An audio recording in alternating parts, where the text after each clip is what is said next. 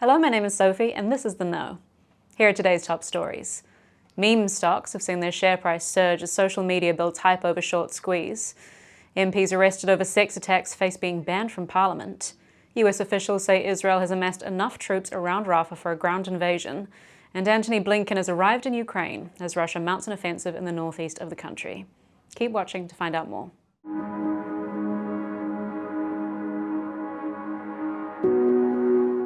GameStop and AMC Entertainment have seen their share prices skyrocket following the reappearance of Keith Gill, known on social media as Roaring Kitty, on Monday.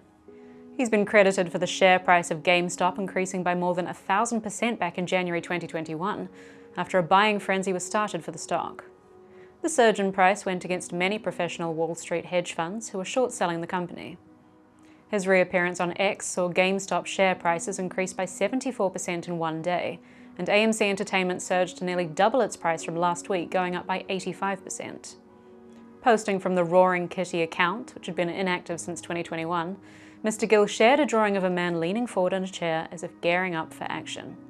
Back in January 2021, Mr. Gill and a few high-profile social media users surged the price of GameStop and other firms, putting pressure on hedge funds who had been expecting share prices to fall to make money. The meme stock surge led to billions of dollars in loss for Melbourne Capital Management, with the hedge fund going defunct by 2022. The buying frenzy for the meme stocks saw share prices increase from a few dollars to hundreds of dollars.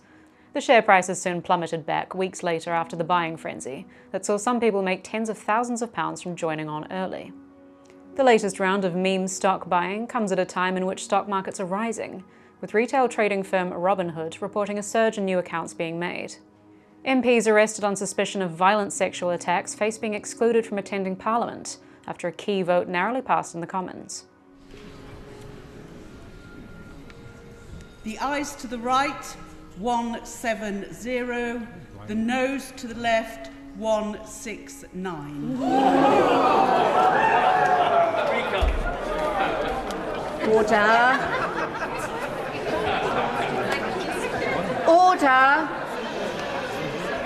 Order.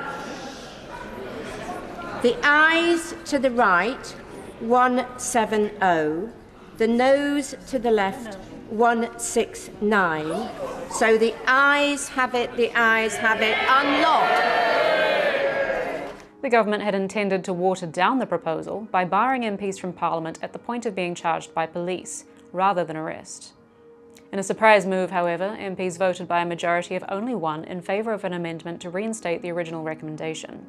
Labour's Jess Phillips gave an impassioned speech in Parliament in favour of barring MPs from entering Parliament after they've been arrested for violent sexual attacks. It takes a huge amount for somebody to be arrested. You can't just ring like West Midlands Police and say, Jess Phillips assaulted me, and they're going to come round and arrest me within the hour. What world are we living in? This is absolutely madness that we think that we don't trust the police officers in our country, is what we're saying if we don't do this at arrest. And so to the member for Christchurch, who, by the way, isn't here today, and I have informed him that I will mention him, as he was laying his amendments, which if the one in our name falls, I will absolutely vote for, so it's not a particular criticism of him. I asked him, I said, what about safeguarding, when we were both tabling our motions? And he said, but the thing is we're not employed, and so employment law doesn't come to us. According to US officials, Israel has amassed enough troops around Rafah to mount an invasion of the city in the coming days. Although it's not yet been confirmed by Israel or the US that an invasion of Rafah has been decided by the Israeli War Cabinet. Israeli tank battalions took over operational control of the Rafah crossing on the Gaza side in a surprise move early last week. Videos shared by the IDF saw dozens of tanks and armoured vehicles storm through the edge of the city and take control of the crossing. Rafah crossing had been used as a direct entry point for international aid at the start of the war, and had been used as a way for refugees and the injured to leave the Strip. For months, US officials and Western allies of Israel have been warning the country against a full-scale invasion of Rafah, without a plan, over fears it would lead to catastrophic human casualties. US State Department spokesperson Vedant Patel reiterated the Biden administration's views on a Rafah invasion by Israel. And what has the tone of these latest conversations been? Well, we have been pretty clear, both publicly and privately, that as it relates to a potential military operation in Rafah, that we would be opposed to one that does not address our very serious concerns about humanitarian aid, about the more than 1 million people who are seeking refuge, as well as Rafah being a region that is key to the facilitation of the safe departure of foreign nationals. And so we are continuing to have conversations about that, continuing to have conversations about ensuring that every measure possible is pursued to ensure the increase of flow of humanitarian aid so that more aid can get into Gaza. And we're continuing to discuss areas in which we can continue to collaborate to ensure the defeat of Hamas and that the October 7th terrorist attacks can't be repeated. Nearly 1 million people have been sheltering in Rafah after escaping bombardment in the north and central Gaza. The IDF has conducted small-scale incursions in Rafah since taking over operational control of the crossing and has hit certain targets in the tent city using airstrikes. Last week, the UN reported that nearly 300,000 people had fled Rafah as leaflets were dropped from the sky by the Israeli Air Force, ordering civilians to leave the area. And finally, US Secretary of State Antony Blinken arrived in Kiev on Tuesday morning, just days after Russia mounted an intense assault on Ukraine's Kharkiv province. The Secretary of State arrived unannounced by train from Poland and met with Ukraine's President Zelensky. His arrival comes after last month the US approved nearly $61 billion in military aid to Ukraine. On this vote, the ayes are 311 and the nays are 112. The bill is passed. Oh, one voting present. I missed it, but thank you. Okay. The House will be in order. The House will be in order. The chair would remind my colleagues to observe proper decorum. Flag waving on the floor is not appropriate. Mr. Blinken, while speaking with Mr. Zelensky, said, "We know this is a challenging time, but we also know that in the near term, the assistance is on the way. Some of it has already arrived, and more of it will be arriving. And that's going to make a real difference against the ongoing Russian aggression on the battlefield." While thanking the US and Blinken for providing the much-needed aid, Zelensky highlighted the key issue facing his military against Russian aggression. I want to discuss with you about some, I think, very important issues. The decision of the package was crucial. For us, it's very important to get it as quick as possible.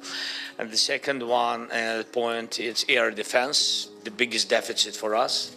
I think that the biggest problem, yes, and we need today 2 Patriots for Kharkiv region, because the people are under attack, civilians and warriors, everybody, they're under Russian missiles.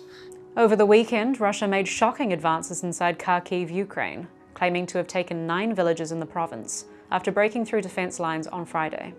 Thousands of residents in the area have been evacuated as heavy shelling and bombardment in Volchansk intensified. Russians used armored vehicles to break through Ukrainian defenses in an attempt to open a new front in the 2-year war. The governor of Kharkiv said there is a growing threat that fighting could spread in the province to different villages.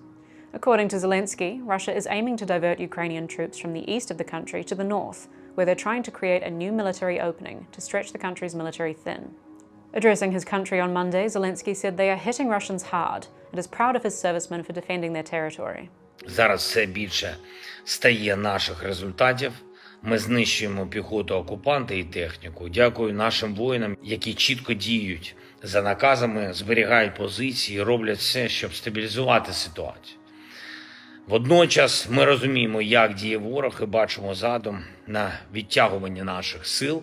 Звичайно, Донецькі напрямки не залишаємо без необхідної підтримки, забезпечення, а саме Краматорський напрямок, Покровський.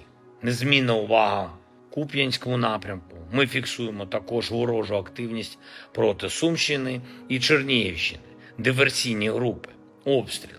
Ми відповідаємо вогнем. Thanks for watching The Know. Don't forget to like, comment and subscribe to The Mirror for more daily news updates.